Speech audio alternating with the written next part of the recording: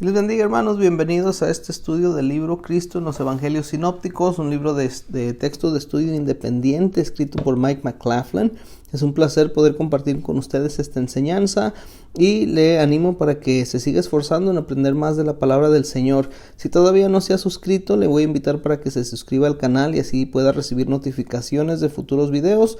Y le recuerdo también que la manera de sacarle el mayor provecho a este video es también leyendo el libro Cristo en los Evangelios Sinópticos, que ha sido escrito por Mike McLaughlin.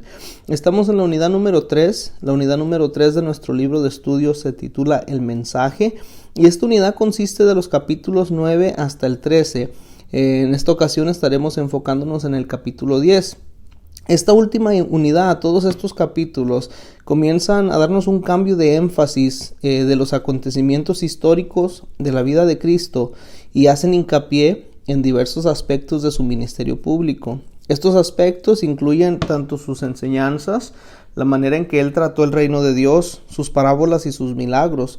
Y el estudio que hicimos en las unidades previas de lo que los evangelios sinópticos revelan de la vida de Cristo, se recordará que aprendíamos desde su nacimiento hasta su ascensión. Eso nos dio valiosos vislumbres de lo que fue el hombre y sus actividades. Y el resultado de eso, pues hoy estamos mejor preparados para poder estudiar su mensaje. En este capítulo 10, el cual se titula El Reino de Dios, nuestra atención estará puesta en el Reino de Dios y vamos a estudiar uno de los temas más importantes del ministerio de Cristo. Recordará usted, hermano, que el capítulo anterior examinamos las enseñanzas de Cristo y nos maravillábamos con la peculiaridad del Maestro de Maestros y examinábamos también los métodos y las metas en la enseñanza, identificando sus enseñanzas a través de los evangelios sinópticos y viendo un resumen breve. Y como les comentaba, pues ya en este capítulo estaremos identificando los términos relacionados con el reino de Dios, vamos a estudiar el trasfondo y vamos a considerar su presente y su futuro, al igual que sus aspectos morales. Antes de resumir el registro de los evangelios sinópticos sobre el particular, este modo de abordar el tema del reino de Dios nos va a ayudar a entender en mejor forma este tema acerca del cual Cristo habló en forma tan extensa, hermano. Que esto le ayude a usted a vivir y a enseñar más eficazmente de acuerdo a los principios del reino. A través de este capítulo 10 nos vamos a encontrar con 3 diferentes lecciones. La primera lección se titula Los términos asociados con el reino de Dios. Y aquí vamos a estar dándonos un tiempo para aprender acerca de los 2 términos o las 2 palabras que se utilizan para referirse al reino. Se las digo de una vez, una de ellas será el reino de Dios y la otra es el reino de los cielos, y analizaremos el porqué de la diferencia en el uso de ella. La lección 10.2 se titula La definición del reino y sus aspectos. En otras palabras, vamos a ver las características del reino o la manera que el Señor presentó el reino a través de sus enseñanzas. Dentro de esta lección llegaremos a un punto donde vamos a estar hablando acerca del aspecto presente del reino. Aquí vamos a discutir a qué nos referimos cuando decimos que el reino está presente, pero también tomaremos un tiempo para hablar del aspecto futuro del reino. Haremos lo mismo, vamos a estar aprendiendo a qué nos referimos cuando decimos que el reino de Dios es futuro. Dentro de esta misma lección, un tema de mucha importancia es el aspecto moral del reino, que es algo que lo diferencia de los reinos terrenales. La lección 10.3, el reino en perspectiva, la manera en que le puedo poner en mis palabras lo que esta lección nos ofrece, pues nos va a permitir, nos va a dar un resumen de lo que el capítulo, lo que el autor del libro, lo que el estudio nos enseña acerca de lo que es el reino de Dios. Por eso dice el reino de Dios en perspectiva. Aquí discutiremos brevemente el punto de vista del reino que es aceptado y adoptado por este capítulo 10 y también por el estudio. Pero eso es lo que nos podemos esperar de este capítulo 10, hermano. Vamos a dar comienzo al capítulo 10, el reino de Dios. Y empecemos hablando de la lección 10.1, los términos que están asociados con el reino. En el último capítulo, como ya mencionábamos, ahí considerábamos cuál fue el propósito o la misión de Cristo al venir a la tierra. La conclusión que sacábamos fue que Él cumplió un propósito redentor al venir a morir como un sacrificio perfecto por nuestros pecados. Y aunque esta conclusión proveyó una respuesta parcial, es necesario que examinemos la enseñanza de Cristo acerca al reino de Dios para poder entender la plena implicación de su propósito. Entonces, al poner nuestra atención en el reino, podremos discernir el lugar que ocupa entre sus enseñanzas y lo que era su propósito supremo. Al leer los evangelios sinópticos, hermano, nos vamos a dar cuenta que los escritores usan los términos reino de los cielos, reino de Dios, o con frecuencia sencillamente le llaman reino. Un erudito bíblico comenta lo siguiente. Él decía: resulta claro que el reino de Dios es el tema central de la enseñanza de Jesús. Y a esto Peter Kuzmic respalda diciendo este énfasis en el Dictionary of Pentecostal and Charismatic Movements. Él dice lo siguiente, o dejó escrito lo siguiente: la idea del reino de Dios ocupa un lugar de suprema importancia en la enseñanza y la misión de Jesús. Este pensamiento dominante de Jesús, como se lo ha denominado, es el tema central de su proclamación y la clave para la comprensión de su ministerio. En apoyo de esta declaración, Kuzmic dice que el término reino aparece un total de 121 veces a través de los evangelios sinópticos. Y aun cuando no incluyamos los paralelos, dice él, los escritores sinópticos usan el término más de 60 veces. Ciertamente esto recalca la importancia del reino en las enseñanzas de Cristo, ¿verdad?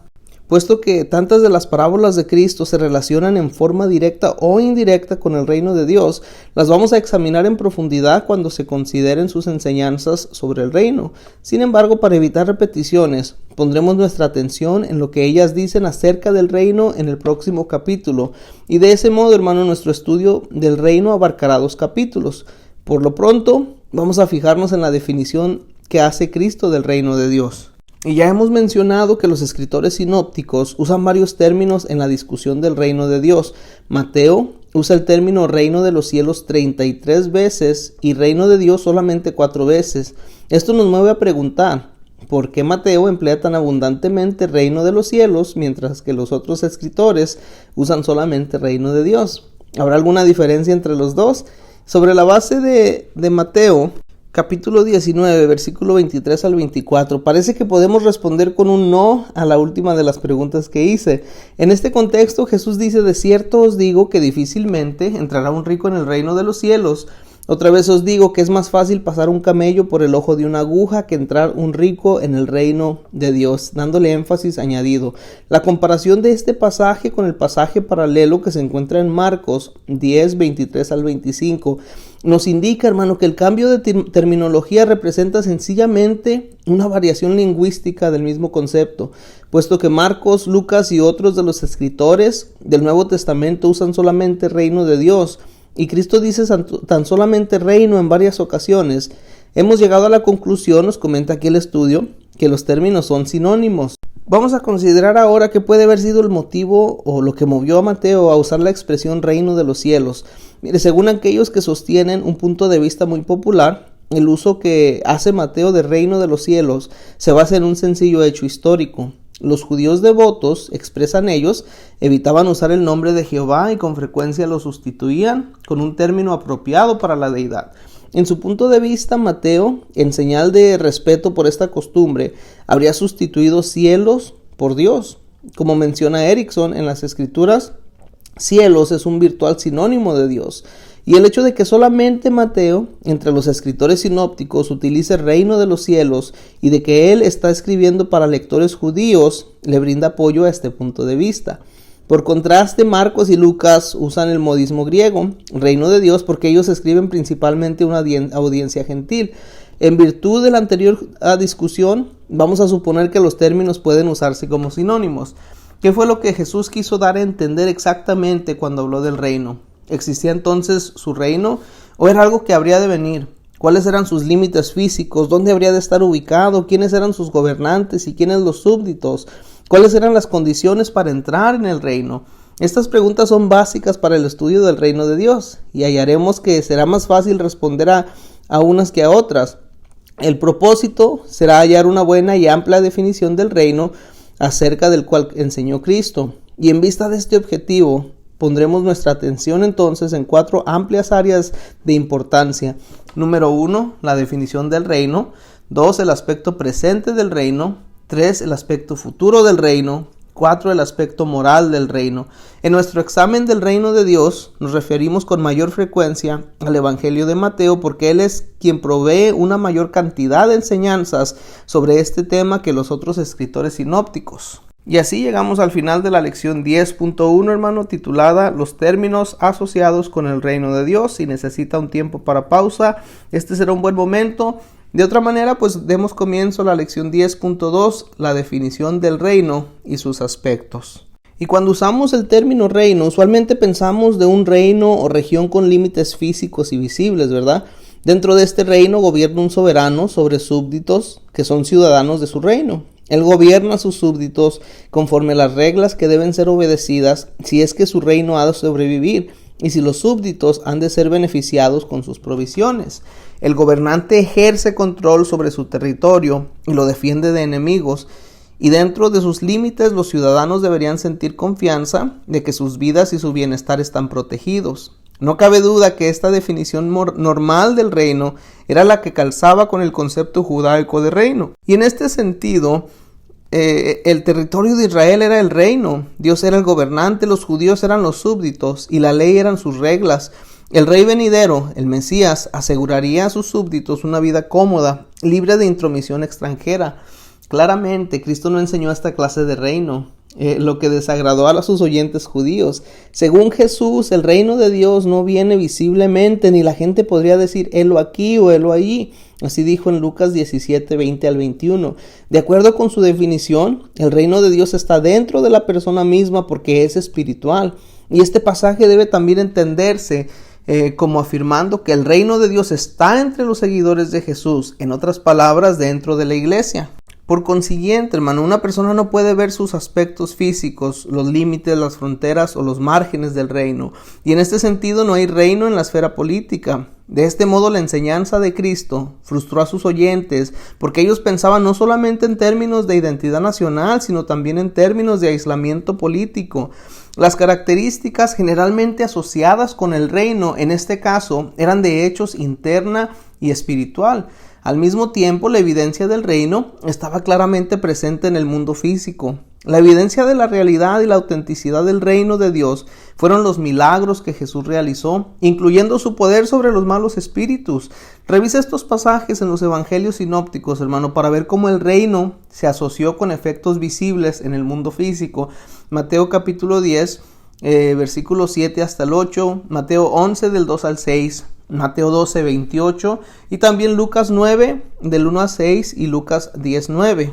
¿Y qué pudiéramos decir acerca de un gobernante? Sí, si hay un gobernante. Cristo enseñó con claridad que el reino de Dios es el reino de su Padre. Esto en Mateo 6:10 y 13:43.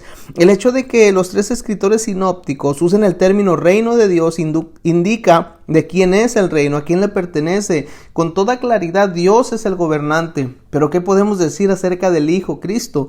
Este punto significa un problema para los judíos. Ellos razonaban y se preguntaban ¿qué derecho tiene Jesús para asumir la autoridad de un rey?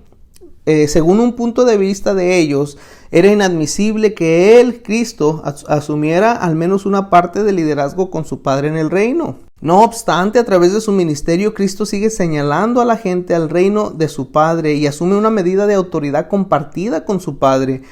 Puede comparar esto en Mateo 12:28 con Mateo 21 del 23 al 27. Y obviamente, hermano, la enseñanza de Jesús sobre la naturaleza espiritual del reino y su carencia de un ámbito físico, como también la parte que él le correspondía en el reino, difería de las expectativas que los judíos tenían. Pero cuando él habló respecto de los súbditos o ciudadanos del reino, se apartó más que nunca del concepto judío acerca del reino. En su evangelio, Juan registra algunas de las enseñanzas más claras de Cristo acerca de los súbditos del reino y de las condiciones por las cuales serían admitidos. Esto en Juan 3, versículo 3 y versículo 5. Además, Mateo define la naturaleza de los súbditos en Mateo 5 del 3 al 10. Y si usted está interesado en profundizar sobre ese tema, se le recomienda que haga una lista de todos los pasajes en los sinópticos que hablan de los súbditos del reino y que analice esos pasajes. Se le asegura que será un estudio que le va a recompensar grandiosamente. Otra cosa que debemos de analizar son las reglas del reino, y por supuesto para los judíos la ley representaba las reglas del reino. Sin embargo, Cristo indicó que la ley era incompleta y aunque no inválida, aparte de su cumplimiento en él. Mateo capítulo 5 verso 17. Lo que esto significa es que el descansar en la ley, aparte del papel que Cristo desempeñaba en ella, era insuficiente. Y aun cuando la ley fue la guía en el pasado, la ciudadanía en el reino de su Padre requería que la gente obedeciera las enseñanzas de Cristo. Y usted puede comenzar ahora a ver por qué la tensión aumentó cuando la misión de Cristo se hizo más aparente. Todas las condiciones que los oyentes judíos pensaban eran definiciones del verdadero reino, ya no tenían aplicación en este reino que Cristo presentaba, de modo que ya no podían identificar por más tiempo al reino con el reino de Israel. Ni podían ellos suponer que Dios fuese único gobernante, porque Cristo estaba asumiendo igualdad con el Padre en este gobierno de él mismo. Todavía más, sus súbditos podrían ser judíos o también gentiles. Y ya la ley no era considerada como la única regla infalible para la vida, puesto que no estaban en condiciones de entender plenamente sus enseñanzas sobre la verdadera naturaleza del reino, y no estaban tampoco en condiciones de aceptar sus implicaciones. Los judíos, el pueblo al que Cristo pertenecía, finalmente lo rechazaron. Ahora debemos de reunir toda esta información y elaborar una definición del reino de Dios. Así que, ¿qué sabemos del reino? Es el reino de Dios donde Cristo es el que reina. Según Cristo, este reino opera entre sus seguidores, de acuerdo a Lucas 17, 20 y 21. No existe ubicación geográfica del reino de Dios, eso también lo sabemos. No podemos conducir en auto o volar hacia él. Sin embargo, está cerca de todos nosotros. El reino de Dios es mejor representado como la realeza de Cristo. Jesús, siendo el Hijo unigénito de Dios, heredó el derecho a gobernar en el reino de su Padre. Jesús demostró su autoridad como gobernante soberano de Dios a través de sus milagros sobre la naturaleza, sanando la enfermedad y también sus encuentros con el reino de las tinieblas. Sin embargo, la principal credencial de Jesús como gobernante es la victoria que compró en la cruz, venciendo la muerte.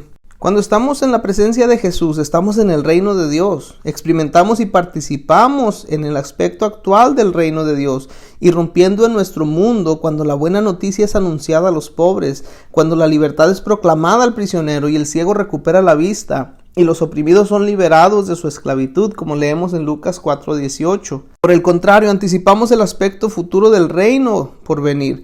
Habrá un día en que Cristo ya establecerá su reino en la tierra. Por lo tanto, podemos ver el reino de Dios ya entre nosotros, pero todavía no aquí. Como una definición práctica, podemos definir el reino de Dios como la realeza rectamente heredada de Cristo, vista en la actualidad a través de las vidas cambiadas y las demostraciones milagrosas de su poder divino y autoridad, mientras anticipamos su reino futuro como gobernante soberano. Y eso nos lleva, hermano, a leer un poquito más acerca del aspecto presente del reino. Nuestra discusión del reino hasta este punto nos ha revelado que el concepto judaico de reino, que está ligado con el Antiguo Testamento, no había cambiado en el tiempo de Cristo. Sin embargo, la enseñanza de él concitó la atención sobre el tema y reveló que tenía un aspecto presente y uno futuro.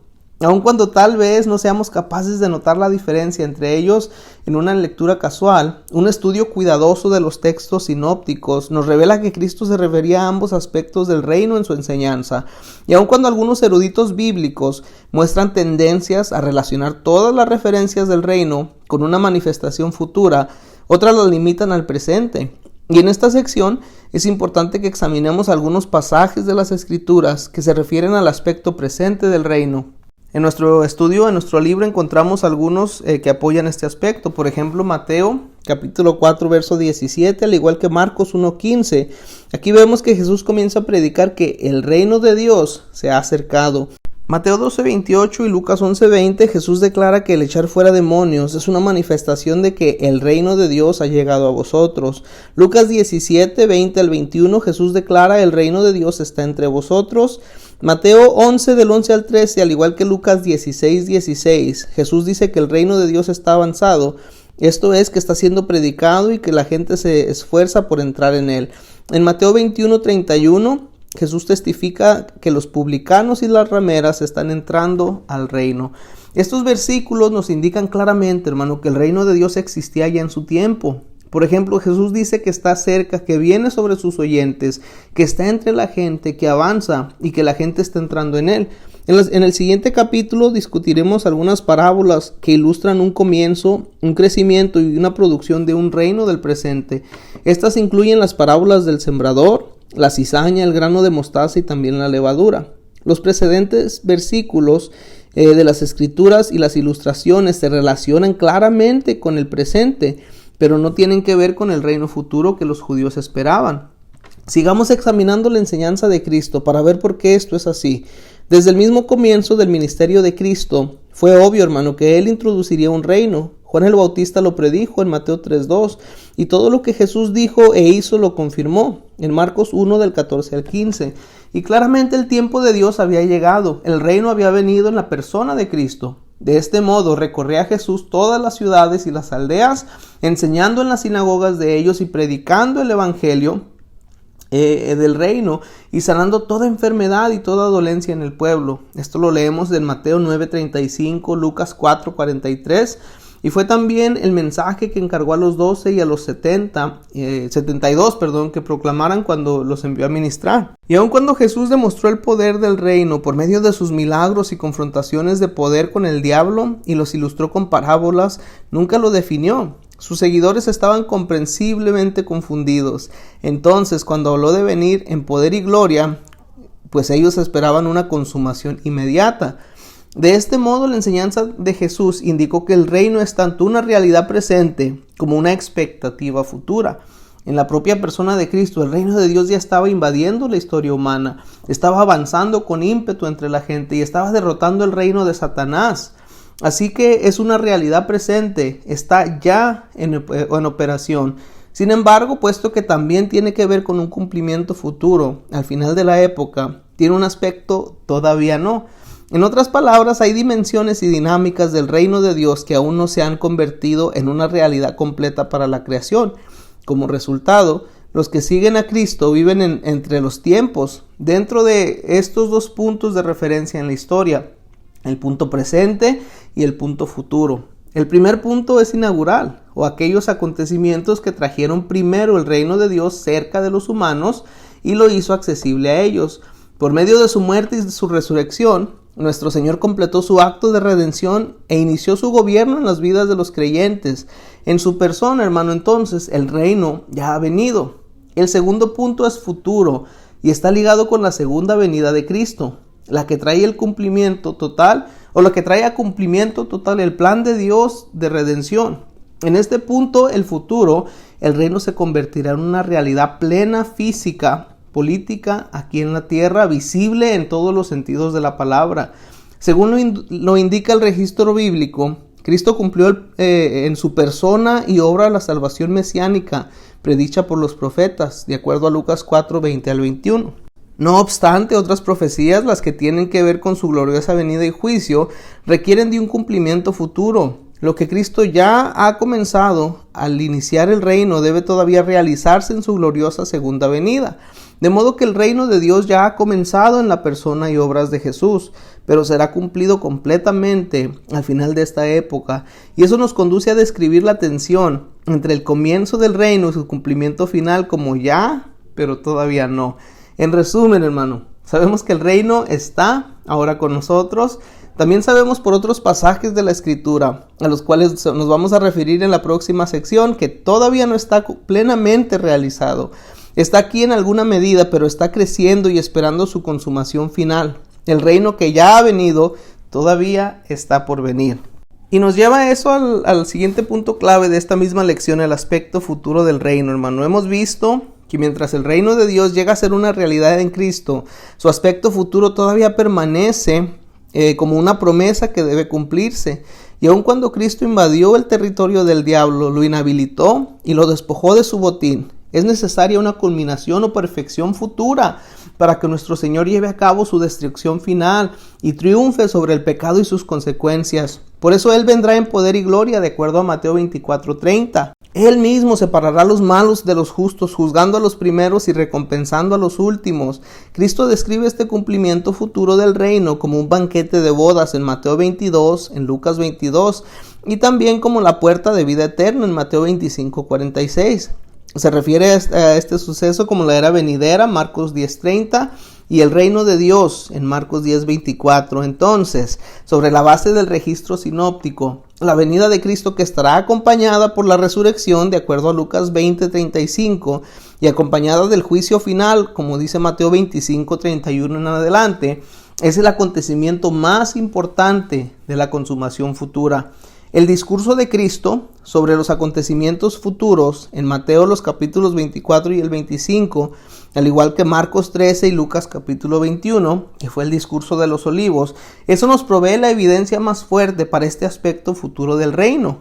Y hay otros como Mateo 16, Marcos 8 y Lucas 9 que apoyan esta evidencia y nos indican que Cristo vendrá otra vez en gloria con los ángeles. Su reino entonces será visible y será plenamente manifiesto en forma visible. Y tal vez usted haya notado en los pasajes previos que la preparación personal está estrechamente relacionada con la venida del Señor. Si uno se prepara apropiadamente, entonces su entrada al reino, hermano, estará segura. Y tenemos un último punto clave de esta misma lección, que es el aspecto moral del reino. El aspecto moral o ético del reino es tal vez el asunto más claro de todos, pues las reglas que se aplican al mismo en el presente también se aplicarán en el aspecto futuro.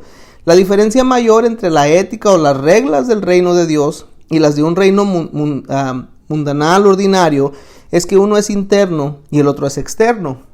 El aspecto moral del reino de Dios involucra la naturaleza interna de una persona.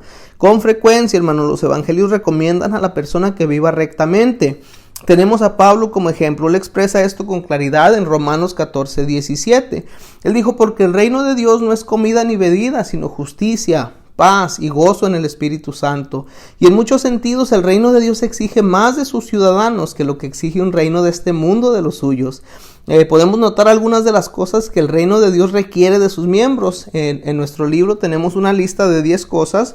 Entre ellas vamos a encontrar el negarse a uno mismo, como dice Mateo 16:24, también tener cuidado con cada palabra que digamos, Mateo 12:36, considerar que posiblemente sufriremos persecución, Mateo 5:10, ser misericordiosos, ser puros de corazón, también en Mateo capítulo 5, el 7 y el 8, aborrecer nuestras propias vidas, como dice Lucas 14:26, llevar nuestras cruces, como dice Lucas 14:27, negarse a nuestro cuerpo si es necesario, de acuerdo a Mateo 5:29, velar y orar, como dice Lucas 21:36, y el ir y hacer discípulos, como dice Mateo 28:19. Y una vez más, vemos que las reglas del reino de Dios contrastan grandemente con las que rodean el concepto judaico del reino.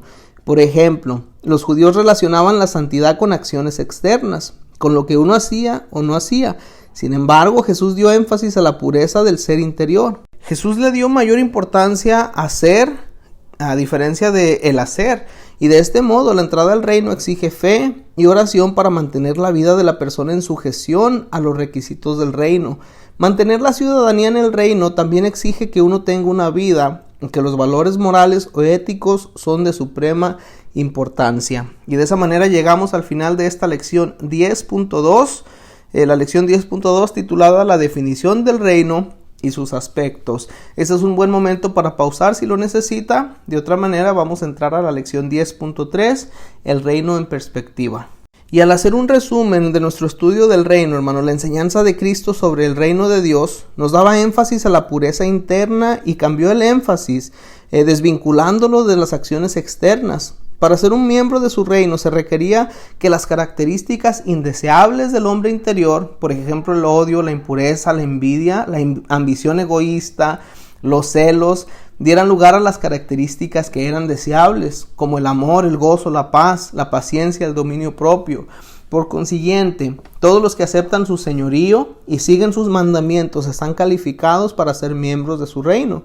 Nuestro estudio de las Escrituras ha indicado que aun cuando el reino de Dios es una realidad presente, será consumado plenamente en el futuro. En su primera venida, Cristo inauguró el reino. Él plantó la semilla que crecería y se iba a desarrollar hasta que Él viniera por segunda vez. Entonces el reino se cumplirá en toda su plenitud y gloria. Hemos dicho que hay varias interpretaciones del reino. Algunos enseñan que todos los aspectos del reino tienen que ver con el presente, y hay otros que afirman que todo lo que está asociado con el reino se relaciona con el futuro. Unos pocos insisten que el reino fue concebido para el presente, pero a causa de que los judíos rechazaron a Cristo fue postergado hasta el futuro. La enseñanza sobre el reino que se ha adoptado en este capítulo es una que ha tenido amplia aceptación. La hemos identificado por la frase ya, pero todavía no. Acuérdese de eso, ya, pero todavía no. Y según este punto de vista, el reino está ahora con nosotros en cierta medida. Todos los nacidos de nuevo formamos parte del reino. Está creciendo y madurando espiritualmente y están cambiando en forma progresiva para llegar a tener la semejanza del Señor Jesucristo. De este modo, ellos o todos nosotros estamos siendo guiados hacia la perfección y la integridad, la que se cumplirá en el futuro cuando vuelva Cristo, cuando Él establezca su reino visible y gobierne entre los pueblos. El pensamiento conmovedor para aquellos que servimos al Señor es que tenemos el gozo de esta época presente, su presencia interior, que le da significado y propósito a la vida, como también la promesa de que habrá de venir cosas mayores. Podemos regocijarnos con el apóstol Pablo, quien dijo, hermano, en 1 Corintios 2:9, cosas que ojo no vio, ni oído yo, ni aún han subido en el corazón del hombre, son las que Dios ha preparado para los que le aman. Y de esa manera llegamos al fin de la lección 10.3 titulada El reino en perspectiva, y nos trae también al final de todo el capítulo 10 el reino de Dios. A través de este capítulo le recordaré que estuvimos viendo 3 lecciones. En la primera de ellas, que se titula Los términos asociados con el reino, estuvimos aprendiendo acerca de los términos que se utilizan, que son reino de Dios y reino de los cielos. Leíamos un poco acerca de las diferencias y por qué Mateo utiliza uno en vez de lo otro. Leíamos en la lección 10.2 de la definición del reino y sus aspectos. Aquí tomábamos o formábamos esta definición del reino en base de las enseñanzas de Cristo. Teníamos en mente también que el reino es presente, o sea que ya está aquí entre nosotros, y también hay un aspecto del reino que es futuro. Y la otra parte que aprendíamos, otro tema principal de esta lección, era el aspecto moral del reino. Las reglas que se tienen que seguir, o la ética que se tiene que seguir dentro del reino. En la lección 10.3, el reino en perspectiva, aquí discutíamos el punto de vista del reino que se ha adoptado en este capítulo y a través de este estudio. Este fue el capítulo 10, el reino de Dios. Espero que les haya ayudado y Dios les bendiga.